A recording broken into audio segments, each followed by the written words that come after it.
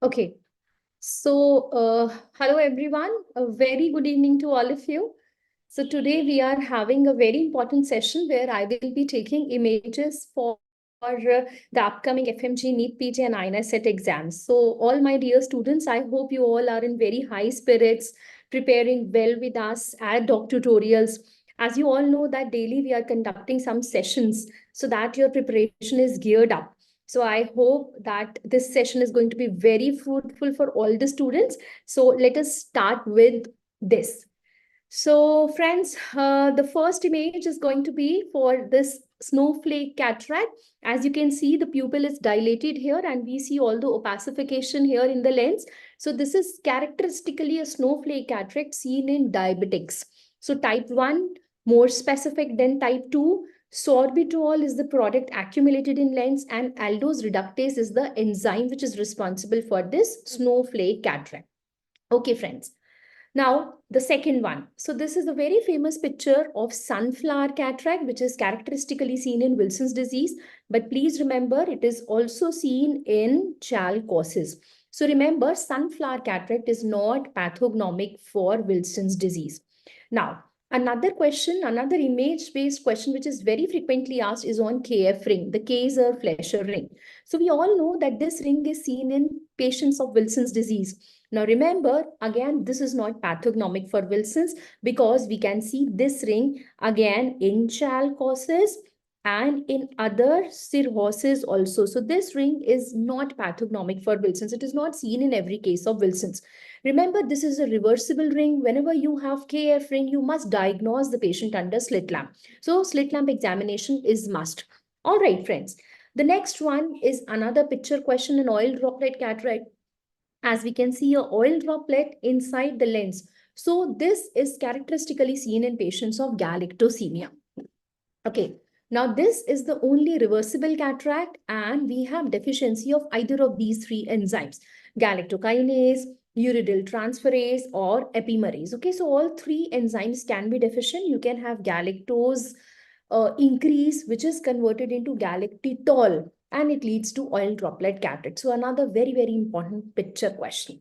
Now, friends, traumatic cataract, which was recently there in your NEETPG exam, is characteristically seen in cases of blunt traumas. Okay, another very, very important picture. So, friends, suppose you have a patient of cataract surgery, and after cataract surgery, the patient comes to you with complaints of PVR. So, what is PVR? PVR is pain, decrease in vision, and redness in the eye. So, PVR after cataract surgery, think about endophthalmitis. And when you examine the cornea is hazy and you have this as hypopyon, this is characteristically a case of endophthalmitis. The treatment of choice will be intravitreal injections of antibiotics. So this is another very, very important topic. Now, for the treatment of posterior capsular opacification, we need to make a hole inside the posterior capsule.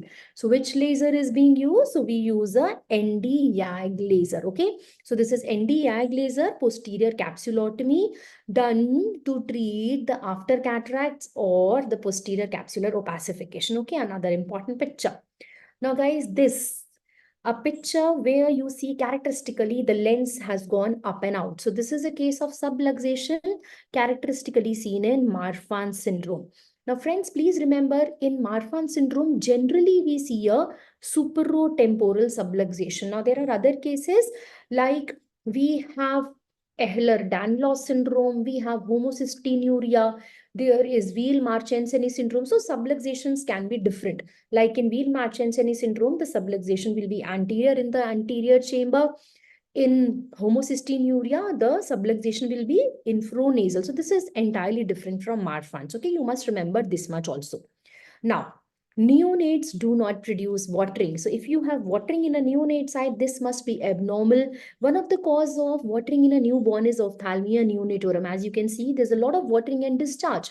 Now, this can be learned, the causes can be learned with the help of a mnemonic, come girl out, have coffee. So these are the 5 important causes depending upon the time of production of tears or infection. So chemical would be within 1 to 2 days. Gonococcus after 2 days, 3 to 5 days is other bacteria, herpes is 5 to 7 days, and characteristically chlamydia occurs after 1 week. And this is also the most common cause of ophthalmia neonatorum. All right. Now, friends, a very, very typical question. Most of the time, this is there in your exam. Summers, itching, small boys. Who am I? So, which disorder is this? So, this is very famous VKC, where we also see cobblestone papillae. These are very large papillae, as you can see in this picture. Very famous question. Please remember the treatment of choice is olopatadine. Remember, this is the drug of choice, but we can also give some steroids for acute control of the itching. Okay, so remember, olopatadine is the drug of choice. Now, very famous again, pterygium picture. Please remember, the best treatment for pterygium is excision. Not only excision, plus you also have to put an autograft. Remember, this is the treatment of choice. You can also give mitomycin C or amniotic membrane graft, especially in cases of recurrent pterygium. But if the patient comes to me first time with a pterygium, I may not do a amniotic membrane transplantation or a mitomycin C. I may only do excision and autografting. So this is sometimes a confusing question for children. Please remember, this is the best treatment for the first time pterygium. Okay.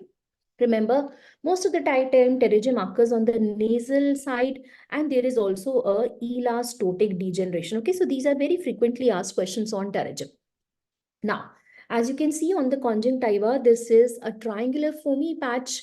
This is characteristically seen on the temporal aspect as a white toothpaste-like appearance. So please remember, this is seen in cases of xerophthalmia. White hot spot is in this stage, and next to is corneal cirrhosis.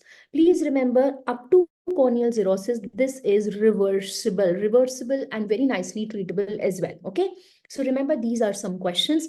White hot spot is a very specific sign. This is the first sign, and this is the first symptom. So another questions, the set of questions from xerophthalmia, another very, very important topic. Okay, now let us talk something about cornea.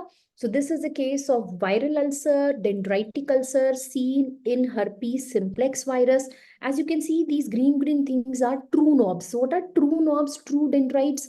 True means which has knobs at the end. So please see, we have used here the fluorescein dye. Fluorescein dye is like a strip here, okay? So we use fluorescein dye, which will produce green color whenever there is a epithelial defect, okay? So now we expect one question from dyes, because they've been asking you in every exam, okay? So this is most common dye, fluorescein dye. It stains any epithelial defect or any ulcer green in color. Now, if you see this kind of morphology, my diagnosis is short that this is a case of herpes simplex virus and dendritic ulcer. Okay, so another important question. Now, friends, we have some more dyes like rose Bengal dye. Please see, this is a pink color dye that is used for dry eye patients. It stains the cornea and conjunctival surface, which has been denuded from tear film. If you don't have a tear film overlying on these surfaces, it will come seen as pink in color. So this is how we diagnose the dry eye very beautifully. But remember, we don't use this dye very often because it's a very irritating kind of dye. Okay, so it can be used to stain the dendritic ulcer also, but we are not using it very frequently. Another one is lissamine green dye. As you can see, this is a green colored dye. It stains this. Its job is very same as rose Bengal. Okay, but this is not very irritating. It is better tolerated than rose Bengal. So this is preferred dye over the rose Bengal. So if they ask you the preference of staining, again, it will be fluorescein, then lissamine green, and then we have rose Bengal dye. Okay, so stains are very, very important. You must know which dye is it and what is the use of it and how to identify. Okay, friends. Now, the next one is the fungal ulcer, another very, very important topic. So you see here that there are feathery margins. This is an immunological ring of Weasley here. Here we have beautiful picture of satellite lesions, okay, multiple lesions which are nearby the main ulcer. And here we have very characteristic hypopion, which is a unsterile hypopion. And this is also a fixed hypopion. All right. So all these things you have to memorize in cases of fungal ulcer. All right, friends. Now, a beautiful picture of lag of thalamus. Where do you see lag of thalamus? Especially in cases of the seventh nerve palsy. Isn't it? We have mostly lag ophthalmos in case of seventh nerve palsy. Okay, because it occurs due to problems in the orbicularis oculi. So your orbicularis is paralyzed, isn't it? Orbicularis is paralyzed. So that's why we have lag ophthalmos. Now, if you have lag ophthalmos, you expect the inferior cornea to get exposed, to get dry. Okay, so this is your exposed dry cornea, mostly in the inferior half of the cornea. Okay, and for the treatment, you may have to do a tarsography. Another important expected picture question. Can you see this part of the eyelid is now sutured? So we have sutured it so that less part of the cornea is exposed and we don't get a dry cornea and this exposure also. So this is another important question. Now, the next disorder, we expect one question from this topic, keratoconus. So what is keratoconus? When we have a conical cornea which becomes thin also in the center. Very famous sign we have here, the Munson sign. I hope you remember. Munson sign has been there earlier in your exam. That is notching of the lower lid when the patient looks down. This is because of the pressure by the bulky cornea. So this is famous Munson sign. Now friends, to diagnose, another expected question for the diagnosis of this keratoconus or any other ectatic disorder of the cornea, we can use pentacam. So pentacam tells us about the corneal topography. Okay, what is topography? It tells everything about the cornea, like anterior leaf. At multiple points, it tells you about the thickness of the cornea. At multiple points, it will tell you about the curvature of the cornea. So we get to know everything about the cornea, anterior and posterior. So it will be the short diagnosis. And another expected picture question is on C3R. That is corneal collagen cross-linking by riboflavin drops. So this is very, very famous, very important. Remember, this is the treatment of choice for keratoconus. Okay, so it stabilizes the corneal curvature. It will not let the corneal thinning to progress because it makes the cornea strengthened by almost 300%. So this becomes the treatment of choice. Now, friends, another expected question is on intact. So intact is same as intracorneal ring segments, isn't it? This is same as intracorneal ring segments. Remember, these are two semicircular rings, isn't it? These are two semicircular rings which are placed inside the stroma of the cornea. Okay, so when you place it inside the stroma, it stabilizes all kind of irregularities. Okay, depending upon which part of the cornea is flatter, which part is more curved, we have to align it accordingly and then it will flatten the more ectatic part. So this becomes another very important question. This is also used for keratoconus. This can also be used to treat mild to moderate degrees of myopia where we can't do LASIK.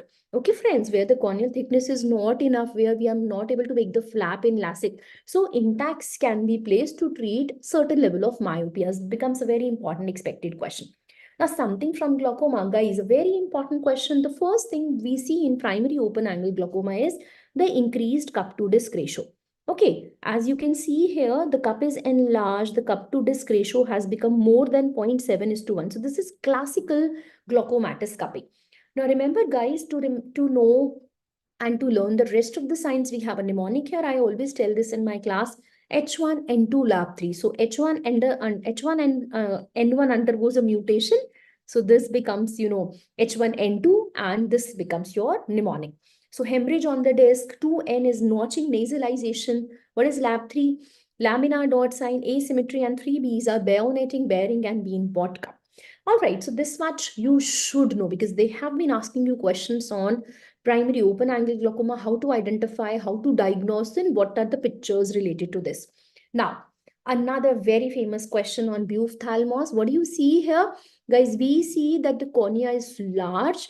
Cornea is not only large, but cornea is hazy as well, isn't it? This is a large and a hazy cornea. All right, so not only the cornea is large, but here the eyeball itself is large. So because of the high pressure, everything in the eye undergoes stretching. So lens is large, anterior chamber is deep, you have large, thin, stretched sclera and retina. So this is classical case of congenital glaucoma, the ophthalmos. Now friends, please remember, this is a horseshoe-shaped tear seen in the most common type of retinal detachment, that is RRD. So remember, this can be seen in high myopes when the patient has a trauma or when the patient has undergone any surgery in the eye. These three are the most important risk factor for the patient to develop a rhegmatogenous retinal detachment. Now, friends, to treat this RRD, generally we do a pars plana vitrectomy. Now, friends, when we do a vitrectomy, we also put some kind of tamponading agent. So, silicone oil is a very important tamponading agent for treatment of all type of RRDs. Okay. Now, once you put silicone oil in the vitreous cavity, unfortunately, sometimes it emulsifies and it comes into the anterior chamber. Now, when it comes into the anterior chamber, it looks like this. So it looks like a hypopyon, but this is a inverse hypopyon. So we have given it a different name. We know it by the name of hyperoleon. This is also called as inverse hypopyon. So remember, this is an expected question, okay? They'll give you the picture. They ask you, what is it exactly? Okay, so this is an inverse hypopyon. Actually, this is not pus. This is silicone oil in the anterior chamber. Now, another famous picture question which has been there in your exams, this is the case of a non-proliferative diabetic retinopathy because we don't see a proliferation. What is a proliferation? Proliferation is this, where we see an abnormal tuft of vessels either at the level of the disc or at the anywhere else. So we call it NVD. Okay, this is a case of NVD, which is nothing but neovascularization at the disc. This is called as NVE. So if you see proliferation, the tuft of vessels, you will call it a stage of PDR. But if this is not seen, like in this picture, we'll call it NPDR. Okay, friends, this is important. Now, friends, same patient coming to you after few more months. What do you see here? Are you able to see a lot of hard exudates right there in the macula? So can I call this a cystoid macular edema? Yes. So this is a case of NPDR plus a cystoid macular edema. And remember, friends, this is the indication of treatment. Okay. If I go through this picture, remember, though this patient has a lot of, lot of things here, lot of manifestations here, but do you see any problem in the macula? I would say no, macula is absolutely normal. So I'll say this is NPDR, but CME is not there. CME is not there. So will I treat? No, I will not treat. Treatment is not required. What I'll do, I'll just ask the patient to control the sugars very tightly and I'll ask him for a frequent follow-up. Earlier, I was calling him after 1 year. Now I'll call him after like 4 to 5 months. So this is the protocol. Okay, so remember, we don't treat alone NPDR. But what about this PDR?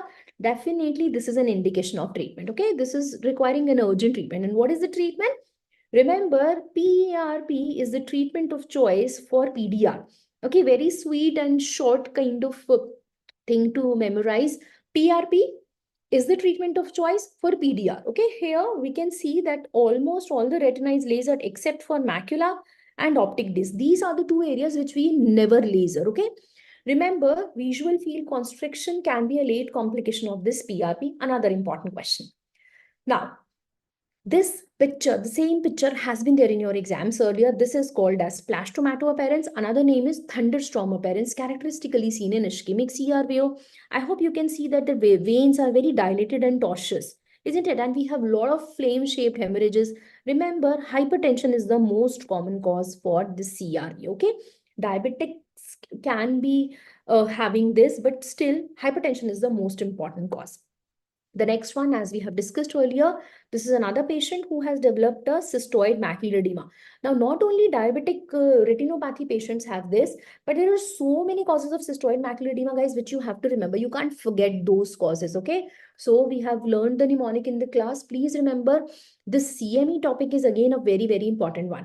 Now, when I do a FFA, I see a flower petal appearance. This is a typical flower petal appearance. And when I do a OCT, I see a cystoid pattern. So this is typically a cystoid pattern. This is the empty space which is seen in almost the outer plexiform layer and inner nuclear layer level. So we have these kind of cystoid patterns is characteristically seen in CME.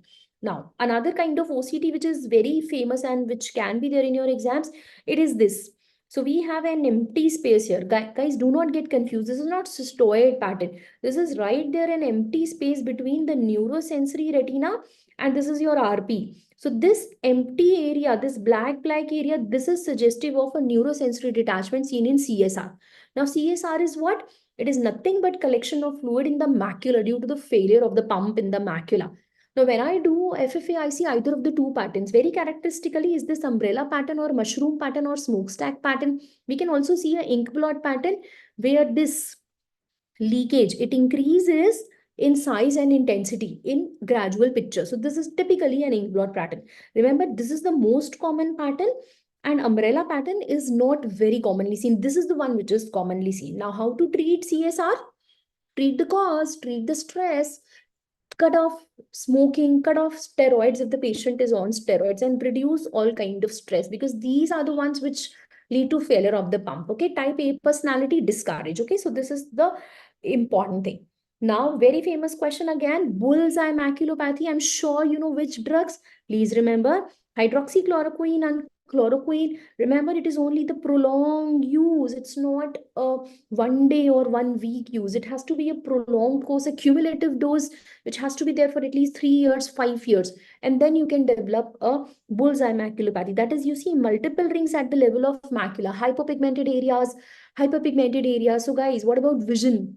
Vision becomes blur. Is it reversible? No, it's not reversible. Many a times it can damage the photoreceptors at the macula. So patient may not get back his accurate vision. Okay. But definitely the drug has to be stopped. Okay. This is about bullseye, a very important topic. Now, RB, there are so many pictures which I have kept in one single frame. This is a cauliflower kind of growth, which is we see after enucleation of the eyeball. This is the picture of leukocoria. I see a big tumor and multiple tumors in the retina also with a kind of exudative retinal detachment. And these are the rosettes, the Flexner-Winter-Steiner rosette, very important. Okay. This is characteristically seen in case of retinoblastoma. All the picture questions are very important. Okay. The next one, very recently asked in your exam, is about proptosis. This is axial proptosis. The most common cause is thyroid, guys, and it has to be measured by exophthalmometer. So recently asked question in your exam. This is called as Hertel's exophthalmometer. We have other exophthalmometers as well. Now, something more about thyroid. As you can see, this is the first important sign, the Dalrymple sign, okay, where you see a lid retraction. This is Dalrymple sign. And this one is lid lag, where the upper lid is not following when the patient looks down. Okay, upper lid is lagging. This sign is called as the Von Graffi sign. Okay, these two are very famous picture questions from thyroid. Something from the squint, guys. Please see the patient has an exotropia.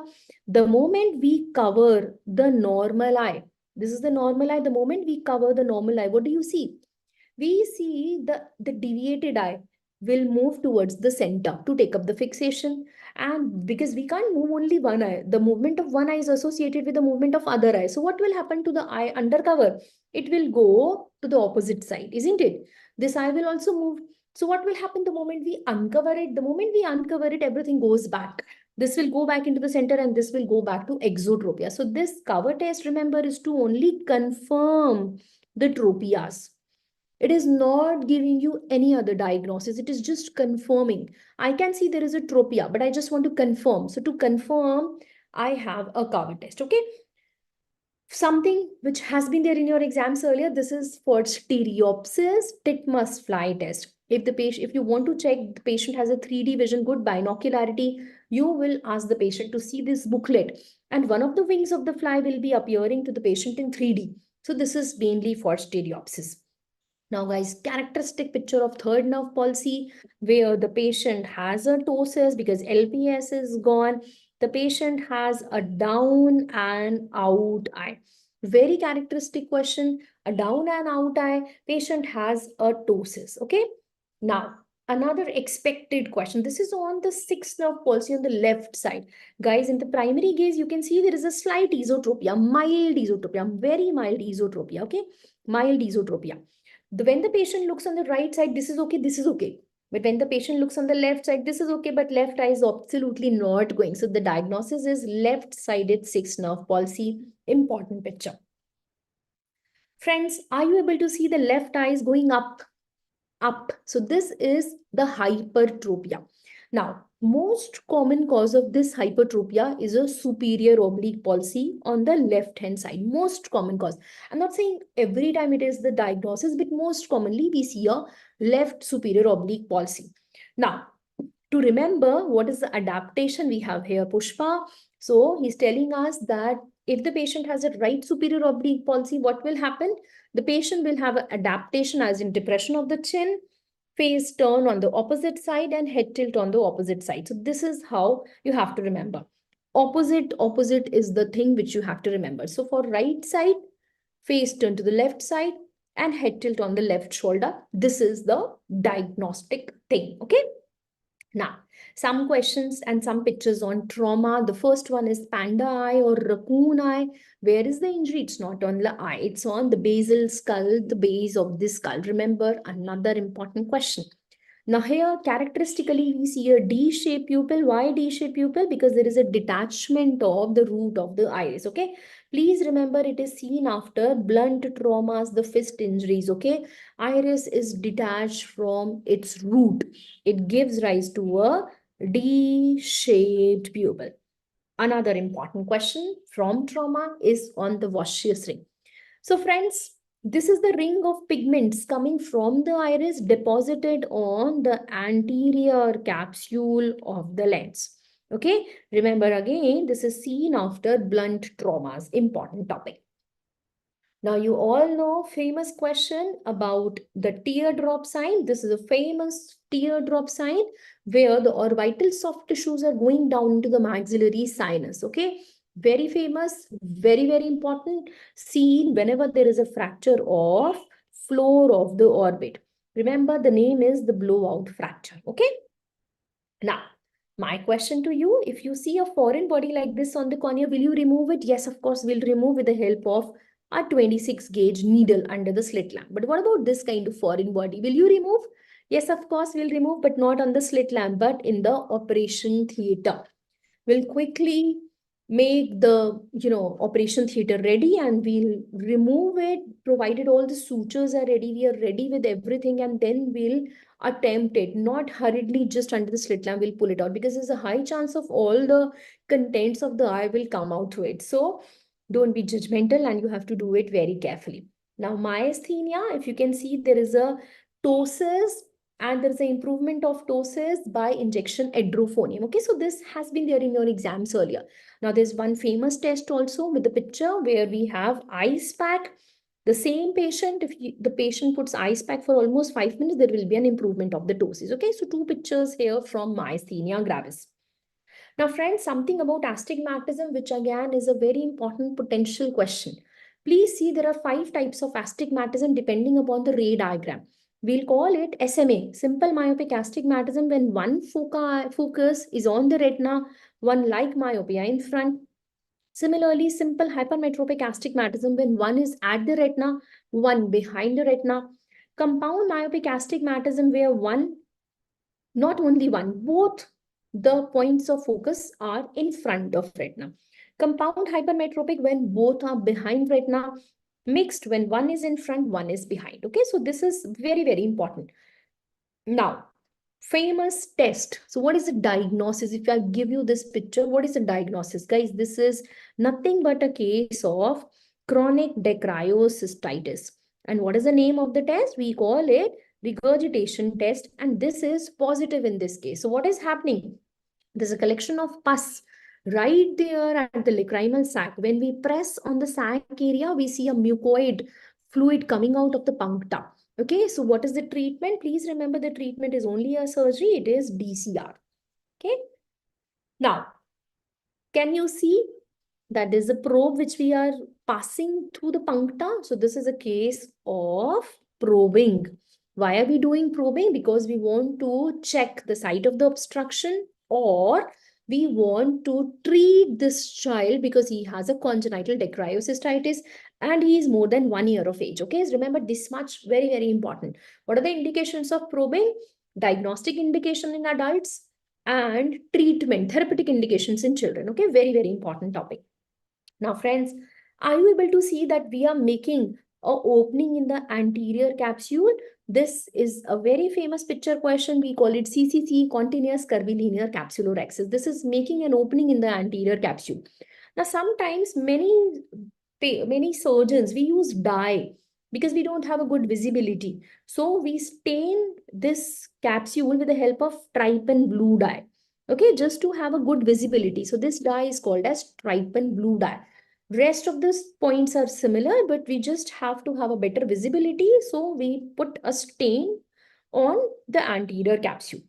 Now, friends, a very famous picture. Again, this is something related to refractive surgeries. We call this procedure as radial keratotomy.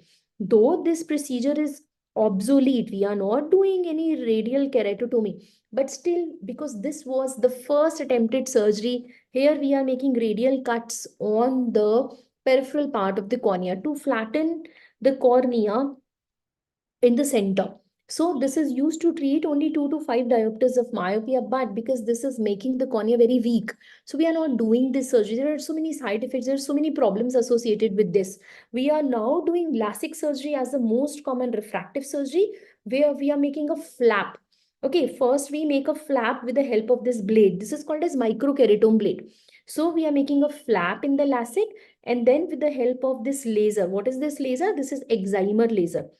After we make a flap of the epithelium, we press a button and the excimer laser will come and it will do the stromal ablation. What is stromal ablation? Stromal thinning. So it will do the thinning of the corneal stroma in the center and the desired results are obtained. So this is very famous and most commonly done surgery. Another expected question is on relic smile. So what is relic smile? It is a small incisional lenticular extraction surgery. We call it smile surgery, small incision lenticular extraction. So as compared to LASIK, in LASIK we make a flap and then we do stromal ablation, but in smile we don't make any flap. It's a purely bladeless surgery. It's a purely flapless surgery. No flap, no blade. So what exactly we are doing? So guys, we are making a lenticule and we are just taking out this lenticule out of the cornea. Okay, so the desired results are produced absolutely the same. But here we don't make any flap, we don't make any kind of blade-like incision. This is only done with the help of femto laser. Okay, here we are not using any excimer laser, only femto laser is being applied. Now, something more from oculoplasty. Are you able to see the lashes are going inside? So this is not trichiasis because the whole of the lid margin is also going inside. So can we say this is a case of enteropion? Yes. In case of trichiasis, we will see that only the lashes are going inside, only the lashes. The lid margin is absolutely normal. So this is a case of trichiasis as compared to entropion. Both are different. Now, friends, what is ectropion? Outward rolling of the lid margin. Okay, outward rolling. So this is called as ectropion. Entropion and ectropion.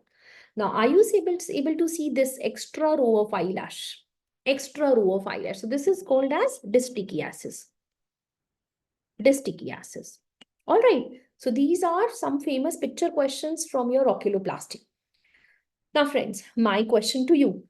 Are you able to see something problematic in this blind spot? This is not normal blind spot. We call this as enlarged blind spot. So where can you see an enlarged blind spot?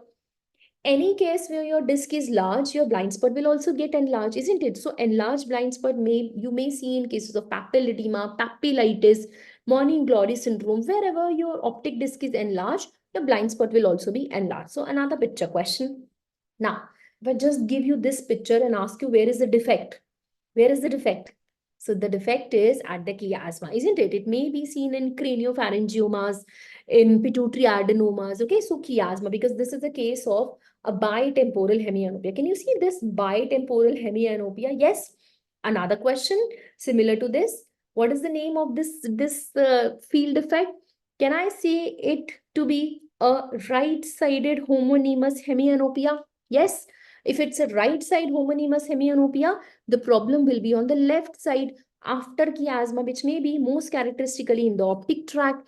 But you can also see in cases of left visual cortex, left LGB, and left optic radiation. But most important, most significant will be in the optic tract. All right.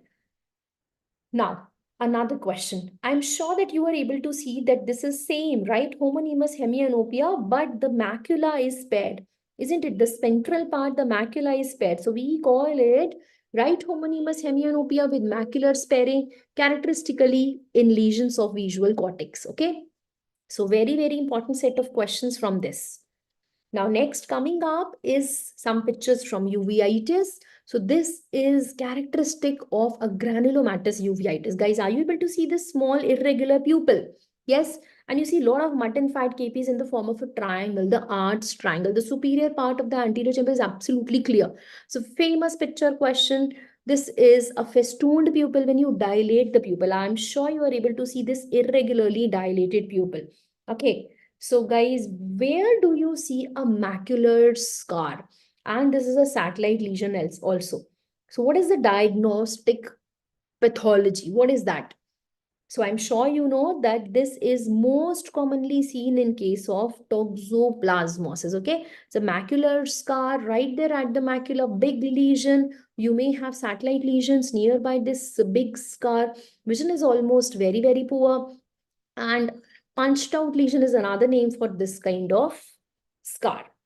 Now, friends, lately we had questions from sclera, something on scleromalacia perforans. Are you able to see these thin areas on the sclera? Okay, so this is definitely a case of scleritis, but this is a very special scleritis, but there is no pain. Why there is no pain? Because there is no inflammation acid. This is due to necrosis, okay? Remember, it's an anterior necrotizing scleritis, but no inflammation, no pain. What is the typical history? The history is of an elderly female where we have a long-standing history of rheumatoid arthritis or any other connective tissue disorder. Okay, so this is very, very, very important. Now, guys, some students get confused with this picture. So please see, when you have a flat area, flat lesion with same history, it will be scleromalacia perforans. But if you have a bulged out lesion, bulged out area, this will be a case of staphyloma. So which type of staphyloma? Friends, this is a very famous picture of ciliary type of staphyloma. Okay, please remember bulged out ciliary staphyloma, the same history, or maybe you have a trauma. Now, some more cases of staphylomas, as you can see in this picture, another beautiful picture. So here we have another bulged out area, but please remember this is not in the ciliary body region. So this staphyloma is related to the limbal area, isn't it? Nearby the limbus. So we call this staphyloma as intercalary staphyloma. Okay, friends. Please see there is a difference. Here, the limbus is spared. The limbus is normal. There's no involvement of the limbus.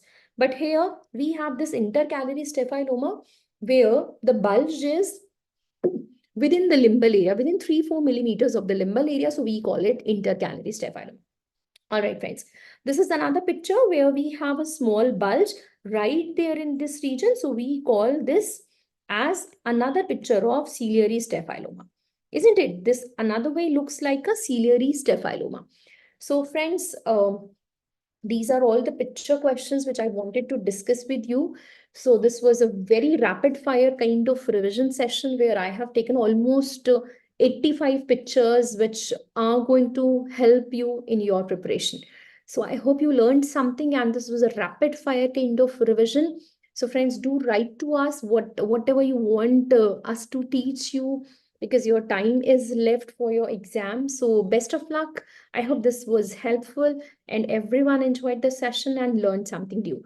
So take care. Best of luck from everybody at DocTutorials. Thank you.